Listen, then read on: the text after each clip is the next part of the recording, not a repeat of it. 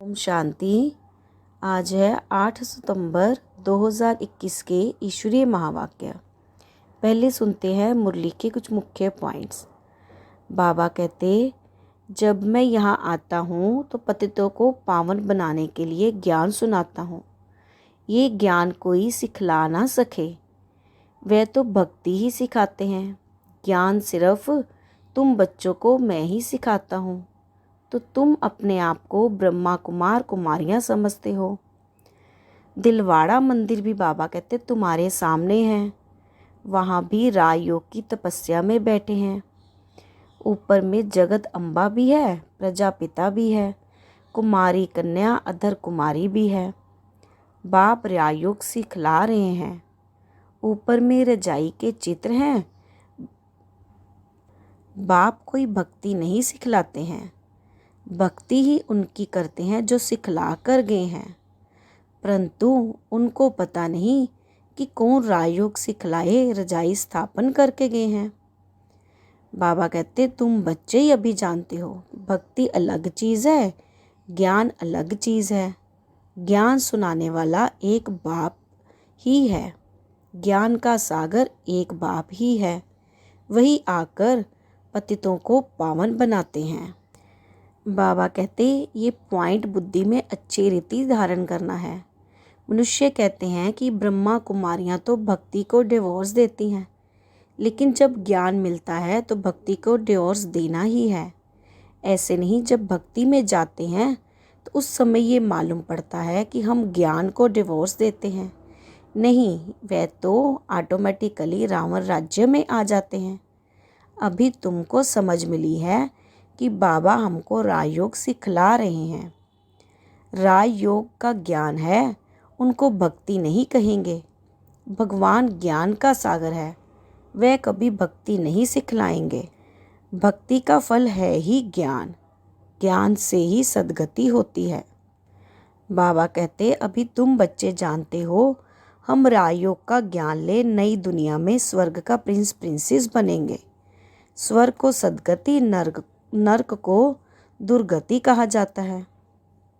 बाबा कहते जो ये ज्ञान नहीं लेंगे, पावन नहीं बनेंगे, तो राजधानी में आ नहीं सकेंगे, क्योंकि सतयुग में बहुत थोड़े होंगे। कलयुग के अंत में तो इतने अनेक मनुष्य हैं, वह जरूर मुक्ति धाम में होंगे। गुम नहीं हो जाते, वह सब घर में चले जाते हैं। अभी तो बच्चों को घर याद रहता है कि अब 84 जन्मों का चक्र पूरा होता है, नाटक पूरा होता है, अनेक बार चक्र लगाया है। ये तुम ब्राह्मण बच्चे ही जानते हो, ब्राह्मण तो बनते जाते हैं। बाबा कहते अब अंत में तो कोई 7 रोज़ का कोर्स अच्छी रीति लेंगे और कोई तो 1-2 दिन का ही कोर्स लेंगे।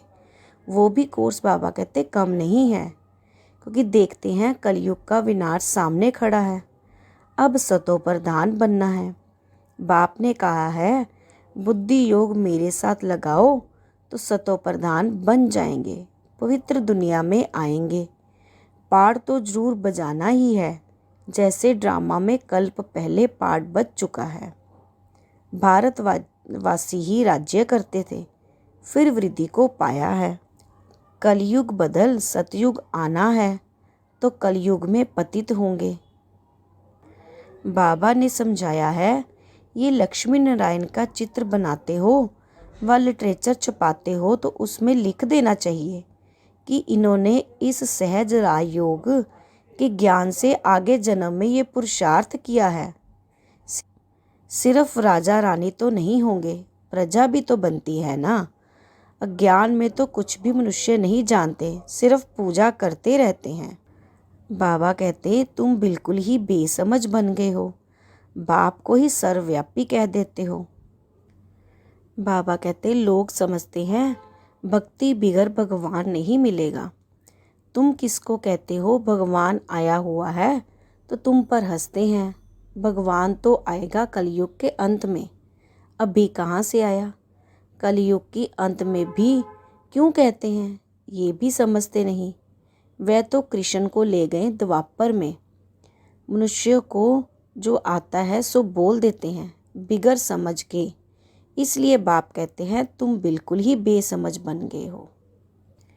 बाबा कहते तुम्हारा है ज्ञान मार्ग, तुम 5 विकारों पर जीत पाते हो। इन असुरों से तुम्हारी लड़ाई है। ये असुर जो हैं वो 5 विकार ही हैं। फिर तुम देवता बनते हो और कोई लड़ाई की बात ही नहीं होती।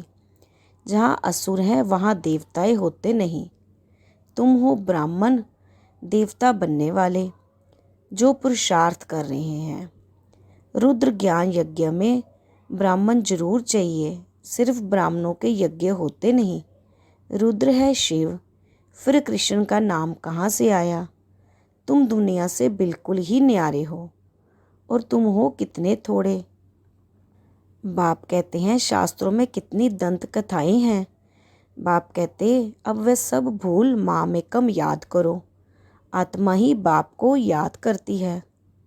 बाप तो एक है ना। बाप कहते मामेकम याद करो तो विक्रम विनाश हो जाएंगे और आत्मा मेरे साथ चली जाएगी। सबको संदेश देते रहो तो बहुतों का कल्याण होगा। अब सुनते हैं मुरली का सार। मीठे बच्चे, अपने से बड़ों का रिगार्ड रखना वह भी दैवी गुण है। जो होशियार अच्छा समझने वाले हैं उनको फॉलो करना है। आज का प्रश्न है, सतयुग में कोई भी भक्ति की रस्म रिवाज नहीं होती है, क्यों? उत्तर है क्योंकि ज्ञान का सागर बाप ज्ञान देकर सद्गति में भेज देते हैं। भक्ति का फल मिल जाता है। ज्ञान मिलने से भक्ति का जैसे डिवोर्स हो जाता है। जब है ही ज्ञान की प्रलब्ध का समय तो भक्ति तप दान पुण्य करने की जरूरत ही क्या। वहाँ ये कोई भी रस्म हो नहीं सकती। अब धारणा के लिए मुख्य सार। पहला पॉइंट है, जो पढ़ाई में होशियार है, अच्छा समझाते हैं, उनका संग करना है, उन्हें रिगार्ड देना है, कोई भी अहंकार में नहीं आना है। दूसरा है, ज्ञान की नई नई बातों को अच्छी रीति समझना व समझाना है। इसी खुशी में रहना है कि हम हैं स्वदर्शन चक्रधारी। आज का वरदान है, एक बाप की याद में सदा मगन रह, एक रस अवस्था बनाने वाले साक्षी दृष्टा भव। एक बाप की याद में सदा मगन रह, एक रस अवस्था बनाने वाले साक्षी दृष्टा भव। अभी ऐसे पेपर आने हैं जो संकल्प में स्वप्न में भी नहीं होंगे, परंतु आपकी प्रैक्टिस ऐसी होनी चाहिए जैसे हद का ड्रामा साक्षी होकर देखा जाता है। फिर चाहे दर्दनाक हो या हंसी का हो, अंतर नहीं होता। ऐसे चाहे कोई का रमणीक पाठ हो, चाहे स्नेही आत्मा का गंभीर पाठ हो, हर पाठ साक्षी दृष्टा होकर देखो। एक रस अवस्था हो, परंतु ऐसी अवस्था तब रहेगी जब सदा एक बाप की याद में मगन होंगे। आज का स्लोगन है, दृढ़ निश्चय से अपना भाग्य को निश्चित कर दो तो सदा निश्चिंत रहेंगे। दृढ़ निश्चय से अपने भाग्य को निश्चित कर दो तो सदा निश्चिंत रहेंगे। अच्छा, मीठे मीठे सिखिलदे बच्चों प्रति माता पिता बाप दादा का याद प्यार और गुड मॉर्निंग। रूहानी बाप की रूहानी बच्चों को नमस्ते। हम रूहानी बच्चों की रूहानी बाप दादा को याद प्यार गुड मॉर्निंग और नमस्ते नमस्ते। ओम शांति ओम शांति। शुक्रिया बाबा, शुक्रिया। ओम शांति। आज की मुरली में बाबा ने कहा है, अपनों से